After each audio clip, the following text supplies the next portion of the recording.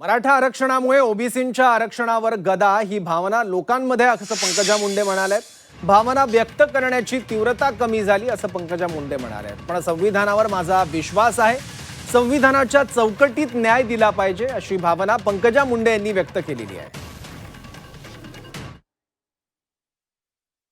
मराठवाड्यात जसं त्या सगळे सोयरेवरनं एक वाद सुरू होता, त्यात तुम्ही मधल्या काळामध्ये तुमची भूमिका मांडली होती की तुम्ही राज्यासोबतच ओबीसी समुदायाचं सुद्धा नेतृत्व करतात। त्याच्यामध्ये त्याच्याबाबत एक भीती होती, एक साशंकता होती या की मराठा आरक्षणामुळे आमच्या ताटातलं जाईल वगैरे। जरांगे पाटलांनी तुमच्यावरही किंवा ओबीसी नेत्यांवरती त्याने अगदी मंचावरनं टीका केली होती। तर आता ही भावना कमी झाली आहे, ते करण्यात सरकारला यश आलं असं तुम्हाला वाटतं की अजूनही ती भावना आहे?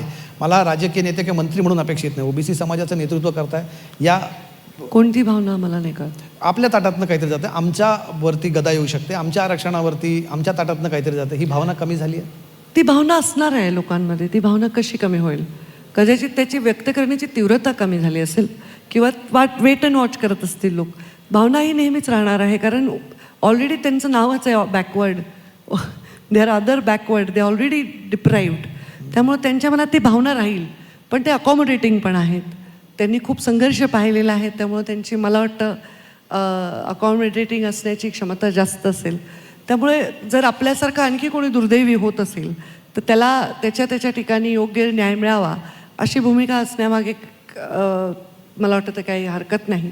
पण कॉन्स्टिट्यूशनल म्हणजे मी तरी स्वतः जरी मी ओबीसी समुदायातली असेल, ओबीसींचं नेतृत्व करत असेल, तरी माझा पूर्ण विश्वास हा देशाच्या घटनेवर आहे आणि जी महामानव बाबासाहेब आंबेडकरांनी लिहिलेली घटना आहे।